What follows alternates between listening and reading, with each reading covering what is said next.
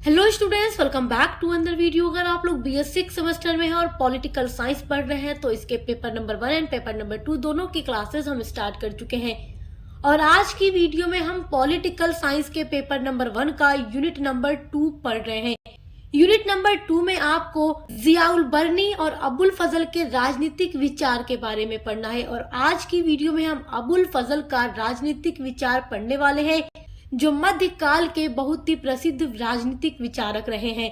आज का जो वीडियो है पार्ट 2 है और पार्ट 1 की वीडियो में हमने जियाउल बर्नी के बारे में, उनके राजनीतिक विचारों के बारे में पढ़ लिया है।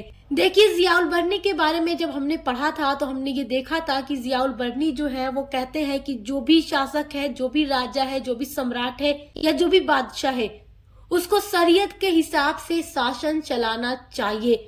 लेकिन जब हम अबुल फजल के बारे में पढ़ते हैं, इनके जो राजनीतिक विचार हैं, इनके राजनीतिक विचारों में हमें सामाजिक अनुबंध या सामाजिक समझौते के विचार देखने को मिलते हैं, जो आज हम डिटेल में पढ़ने वाले हैं।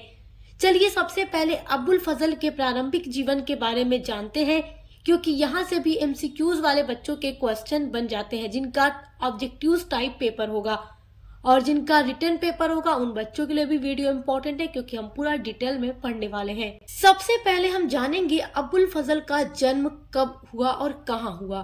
तो इनका जन्म हुआ था 14 जनवरी को 1551 आगरा में। देखिए, जो इनके पिता थे, अबुल फजल के जो पिता थे, उनका नाम था शेख मुबारक। और शेख मुबारक जो थे नागौर में रहने वाले थे और इनके पिता का जन्म जो हुआ था नागौर में हुआ था, जो कि राजस्थान में है। शेख मुबारक के जो पिता थे वो सिंध के निवासी थे, सिंध के रहने वाले थे। तो शेख मुबारक के जो पिता थे वो सिंध से आकर नागौर में बस गए थे, तो वहीं पर शेख मुबारक का जन्म हुआ था, जो कि अबुल फजल के पिता थे। उसके बाद अबुल फजल के पिता शेख मुबारक 1543 में आगरा आ गए और आगरा आने के बाद आगरा में अबुल फजल और अबुल फजल के भाई फैजी का जन्म हुआ था। फैजी जो थे ये अबुल फजल के बड़े भाई थे, जो कि अकबर के दरबार में कवि होते हैं और अकबर के 9 रत्नों में से एक थे और ये फारसी के विद्वान भी थे। और अबुल फजल भी अकबर के दरबार में 9 रत्न में से एक थे। तो फैजी और अबुल फजल ये दोनों भाई जो थे अकबर के 9 रत्नों में से एक रत्न थे। अबुल फजल की मृत्यु हुई थी 22 अगस्त 1602 ईस्वी को 53 वर्ष की आयु में। और इनकी जो मृत्यु थी वो एक हत्या के तहत हुई, मतलब इनकी हत्या की गई थी वीर सिंह बुंदेला के द्वारा। देखिए, जो अबुल फजल थे एक राजनीतिक विचारक थे, एक सलाहकार थे और अकबर को जब भी कोई काम करना होता, कोई भी नीति के बारे में निर्णय लेना होता, हर एक चीज के बारे में वो अबुल फजल को बुलाकर उनसे ही सलाह लिया करते थे। तो ये एक राजनीतिक सलाहकार भी थे अकबर के लिए। तो सलीम जो थे, यानी कि अकबर के जो पुत्र सलीम थे, जो कि बाद में जहांगीर के नाम से शासन करते हैं अपने पिता अकबर के बाद, तो उन्होंने यही चीज देखी कि हर एक चीज में अकबर जो हमारे पिता हैं, यानी सलीम के जो पिता हैं अकबर, वो हर एक चीज में अबुल फजल को ही महत्व देते हैं, निर्णय वगैरह लेने में उनसे ही फैसले, मतलब उनसे ही राय सलाह लेते हैं। तो इनके कहने पर, सलीम के ही कहने पर वीर सिंह बुंदेला ने अबुल फजल की हत्या 22 अगस्त 1602 ईस्वी में कर दी और 53 वर्ष की आयु में अबुल फजल का देहांत हो गया। आइए अब जानते हैं अबुल फजल की प्रमुख पुस्तकों के बारे में। तो देखिए, अबुल फजल की बहुत प्रमुख पुस्तक का नाम है अकबरनामा। अकबरनामा, उसके अलावा इंशाए अबुल फजल या रुकात ए अबुल फजल, ये सब अबुल फजल की बहुत ही प्रसिद्ध रचनाएं हैं। देखिए, जो अकबरनामा है इसके 3 खंड हैं, यानी अकबरनामा 3 खंडों में विभाजित एक ग्रंथ है।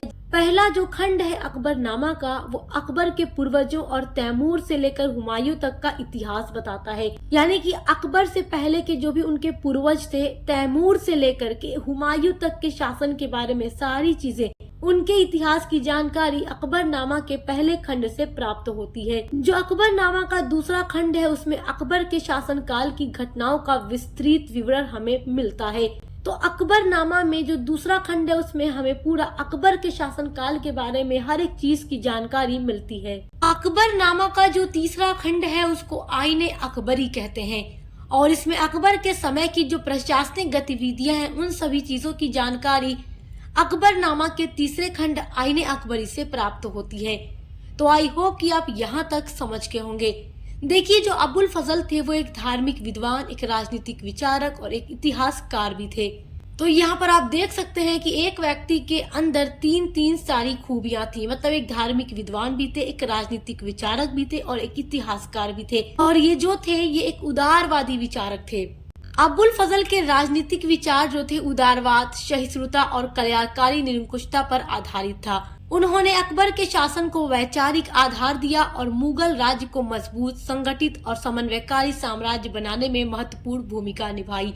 देखिए, सहिष्णुता का मतलब होता है सभी धर्मों के प्रति समान व्यवहार की नीति, यानी कि जितने भी धर्म है सभी के साथ समान व्यवहार हो, किसी के साथ भी अन्याय न हो। और इन्होंने धार्मिक कट्टरता का भी विरोध किया और इन्होंने राज्य को धर्म से ऊपर रखा। देखिए, अकबर के शासनकाल में मुगल साम्राज्य सांस्कृतिक और बौद्धिक समन्वय का एक महत्वपूर्ण दौर था। जो मुगल साम्राज्य था वो एक बहुत विशाल और विविध जनसंख्या पर शासन करता था, जिसमें मुसलमान, हिंदू, जैन, सिख और अन्य अनेक धार्मिक और जाति समुदाय शामिल थे। इतने बहुजातीय और बहुधार्मिक साम्राज्य में एकता और स्थिरता बनाए रखना एक बहुत बड़ी राजनीतिक चुनौती थी और अबुल फजल का राजनीतिक चिंतन इसी वास्तविकता की गहराई से प्रभावित था।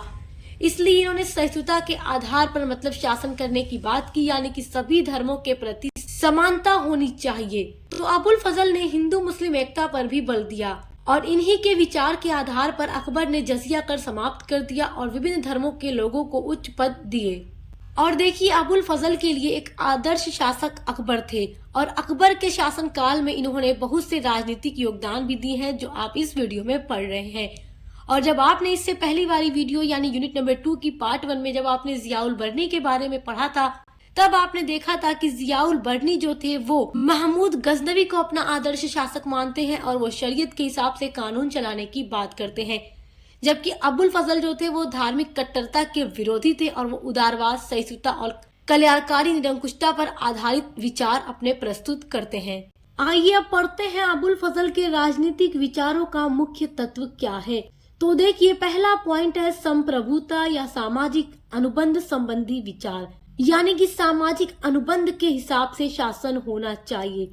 देखिए, अबुल फजल सामाजिक अनुबंधों के आधार पर स्थापित कानूनों के अनुसार शासन चलाने की बात करते हैं, जबकि इससे पहले आपने जियाउल बर्नी के बारे में देखा, शरीयत और धर्म के हिसाब से कानून चलाने की वो बात करते हैं।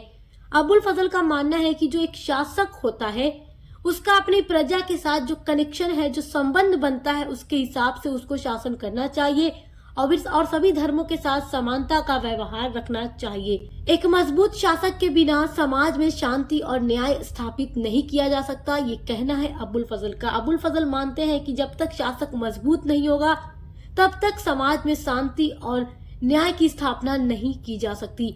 और इनके आदर्श शासक, याद रखिएगा, इनके आदर्श शासक अकबर थे। अभी आप यहाँ पर अबुल फजल के जितने भी राजनीतिक विचार पढ़ रहे हैं, अबुल फजल ने अपने ये सारे राजनीतिक विचार आईने अकबरी में ही प्रस्तुत किए हैं, जो कि अकबरनामा का तीसरा खंड है। अबुल फजल ने देखिए शासक और प्रजा के बीच जो संबंध स्थापित है, उन संबंधों के द्वारा समाज को शांति व्यवस्था स्थापित करने के लिए जो कानूनों का सृजन हुआ है, उन कानूनों के अनुसार सम्राट शासन करे, यानी कि शासक और प्रजा के बीच जो संबंध स्थापित होता है और संबंधों के द्वारा समाज में शांति व्यवस्था स्थापित करने के लिए जिन कानूनों का सृजन हुआ है, सम्राट यानी शासक को चाहिए कि वो उनके अनुसार ही शासन करे। आगे देखिए, अबुल फजल कहते हैं कि सामाजिक व्यवस्था को बनाए रखने के लिए दंडात्मक शक्ति की आवश्यकता होती है और वो दंडात्मक शक्ति किसमें निहित होती है? शासक में ही निहित होती है। और यहाँ पर सब कुछ वो आईने अकबरी में ही प्रस्तुत करते हैं और अकबर इन्हीं सारी चीजों के हिसाब से शासन कर रहे थे, यानी जो कुछ अबुल फजल के राजनीतिक विचार थे उनका बहुत गहरा प्रभाव अकबर पर पड़ा था और अकबर ने उनके राजनीतिक विचारों के आधार पर ही शासन किया था। तो देखिए, अबुल फजल का कहना है कि जो दंडात्मक शक्ति होती है वो सम्राट यानी राजा या शासक में ही निहित होती है। न्याय स्थापित करने के लिए शासक की आवश्यकता होती है और वह शासक दंडात्मक शक्ति के रूप में ही होता है। ये जो दंडात्मक शक्ति है अपने राज्य में संप्रभु है। अपने राज्य में संप्रभु का मतलब अपने राज्य में हर एक चीज के लिए जो निर्णय लेना है, जो फैसला लेना है, उसका फैसला कौन लेगा? शासक ही लेगा। ये दंडात्मक शक्ति किसके अंदर निहित है? किसके अंदर है? शासक के अंदर। तो अपने राज्य में वो संप्रभु है और हर एक चीज का फैसला वो स्वयं लेगा, जो शासक है। संप्रभुता की अवधारणा जो है अत्यधिक केंद्रीकृत निरंकुश राजतंत्र और पूर्ण सत्तावाद की अवधारणा थी। और इसके बारे में भी सब कुछ विचार किसने दिया? अबुल फजल ने ही दिया है। अब देखिए यहाँ पर आपको एक शब्द दिख रहा होगा, बादशाह लिखा है। तो अबुल फजल ने बादशाह के स्थान पर अपने ग्रंथ के अंदर बादशाह शब्दों का प्रयोग किया है। बादशाह शब्द जो है उसमें पाद का मतलब है अस्थायित्व या स्वामित्व और शाह का मतलब है सर्वशक्तिशाली या मालिक, यानी शक्तिशाली स्वामी जिसे कोई आपदस्त न कर सके। तो देखिए बादशाहत यानी पादशाही की व्याख्या करते हुए अबुल फजल ने एकदम स्पष्ट रूप से कहा है कि पद शब्द का मतलब होता है अस्थायित्व और शाह का मतलब होता है मूल स्वामी। अतः बादशाह का अर्थ है शक्तिशाली स्वामी जिसे कोई भी अपदस्त न कर सके। मुगल कालीन शासन व्यवस्था में बादशाह का स्थान सबसे सर्वोच्च होता था और वो सामाजिक, आर्थिक, राजनीतिक और न्यायिक और सभी धार्मिक शक्तियों का एकमात्र स्रोत था। यानी हर एक चीज के बारे में जो फैसला लेना होगा वो कौन लेगा? बादशाह ही लेगा। बादशाहत का ये जो विचार है इस्लामी, मंगोल, तुर्की, ईरानी और भारतीय राजनीतिक परंपराओं का मिश्रण था। अबुल फजल के अनुसार बादशाहत खुदा से निकलने वाली रोशनी यानी फर-ए-इजदी से है जिसे खुदा ने खुद पृथ्वी पर भेजा है।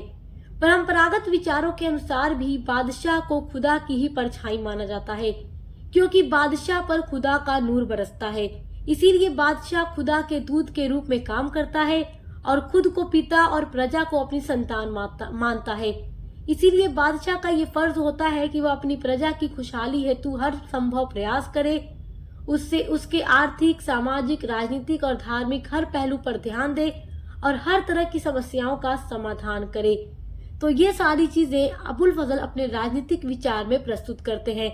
और राजनीतिक विचार किसमें उन्होंने दिया है? अपनी बहुत ही फेमस बुक अकबरनामा के तीसरे खंड आईने अकबरी में। इसीलिए देखिए जनता का भी दायित्व होता है कि वह अपने पालनहार का आदर करे। और जनता का पालनहार कौन है? अबुल फजल का कहना है कि जनता का पालनहार बादशाह होता है और अकबर ही इनके आदर्श शासक है। तो वो कहते हैं कि जब बादशाह अपनी प्रजा की खुशी के लिए हर मुमकिन कोशिश करता है तो जनता को भी चाहिए कि वो अपने शासक का आदर करे और उसके हर हुक्म को माने।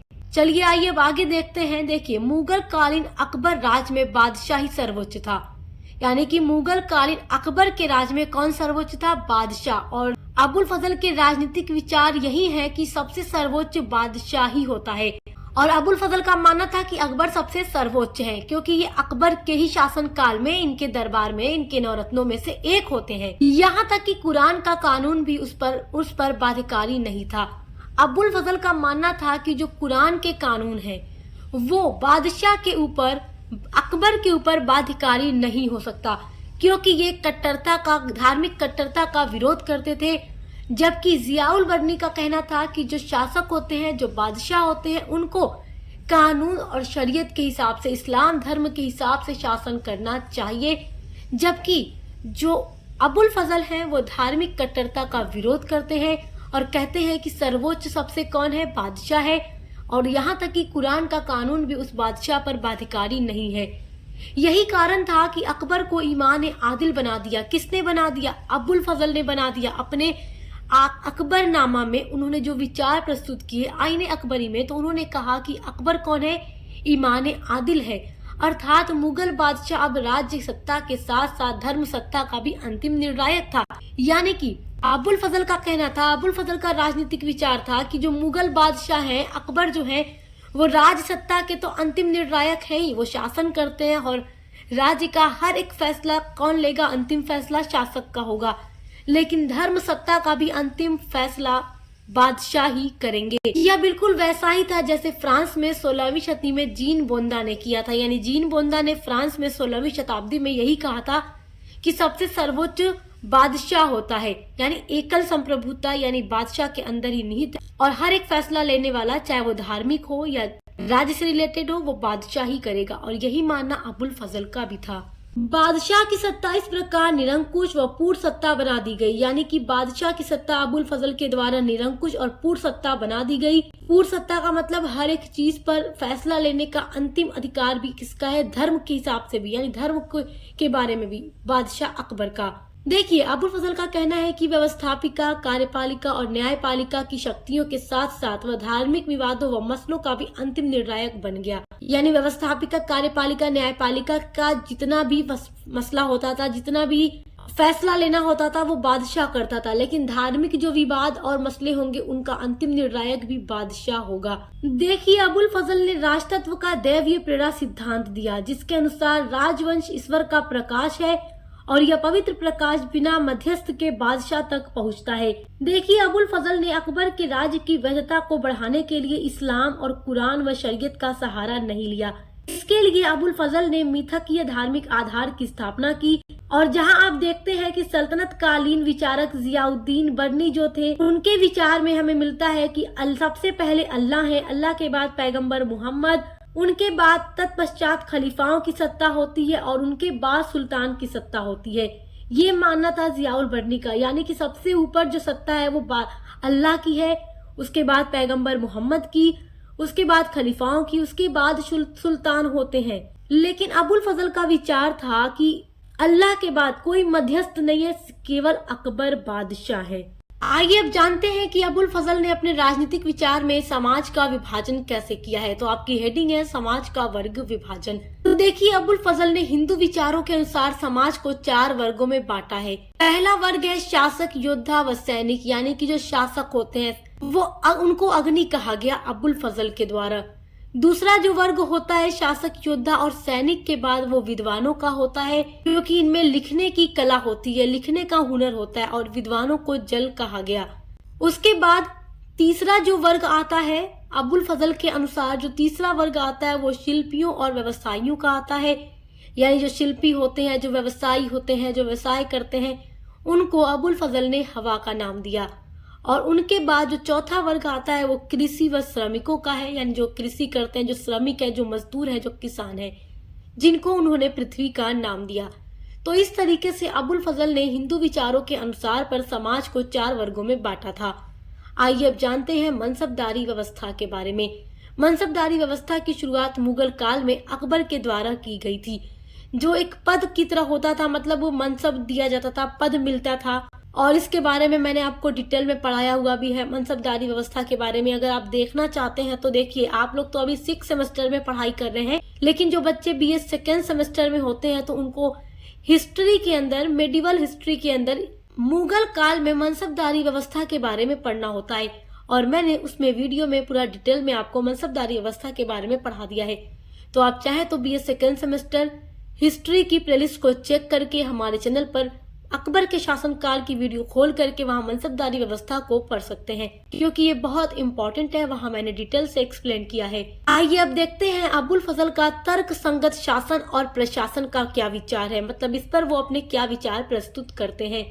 देखिए, अबुल फजल शासन को अधिक तर्क संगत बनाने के लिए और साम्राज्य के कुशल प्रबंधन के विषयों के लिए काफी ज्यादा चिंतित थे। इन्होंने अपने ग्रंथ आईने अकबरी में एक विस्तृत प्रशासनिक प्रणाली का वर्णन किया है, जिसका उद्देश्य कार्य कुशलता, उत्तरदायित्व और केंद्रीकरण को बढ़ावा देना था। अबुल फजल की ये जो रचना आईने अकबरी है वो ये बताती है कि मुगल साम्राज्य का शासन किस प्रकार संचालित होता था।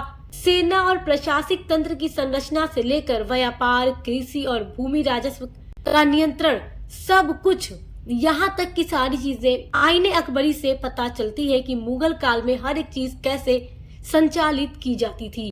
अबुल फजल ने शासन में तर्क और बुद्धि की भूमिका पर विशेष जोर दिया। अबुल फजल के अनुसार शासक के निर्णय मनमाने नहीं होने चाहिए, बल्कि एक शासक को चाहिए कि वो विचार विमर्श और बुद्धिमान सलाहकारों से परामर्श लेकर कोई भी फैसला ले। अबुल फजल का मानना था कि एक प्रभावी शासक को अपनी प्रजा की आवश्यकताओं और परिस्थितियों की पूरी जानकारी होनी चाहिए और उसे ऐसी नीति अपनानी चाहिए जो समस्त समाज के कल्याण को बढ़ावा दे। अबुल फजल का जो अगला राजनीतिक विचार है वो है धार्मिक और सांस्कृतिक बहुलता। देखिए, अबुल फजल के राजनीतिक चिंतन का एक और महत्वपूर्ण पक्ष भारत की धार्मिक और सांस्कृतिक विविधता के प्रति उनका सम्मान था। अपने समय के कई लोगों के विपरीत जो साम्राज्य की धार्मिक विविधता को एक समस्या मानते थे, अबुल फजल ने इसे एक शक्ति के रूप में देखा। अबुल फजल का मानना था कि सम्राट का कार्य ऐसा राजनीतिक ढांचा तैयार करना है जिसमें सभी धार्मिक और सांस्कृतिक समुदाय अपनी सद्भाव के साथ रह सके और सभी धर्म जातियों के लोगों के बीच में एकता स्थापित हो सके। अबुल फजल ने अकबर की इबादत खाना नीति का भी समर्थन किया। और ये इबादत खाना नीति क्या थी? धार्मिक वाद विवाद के लिए एक स्थान था।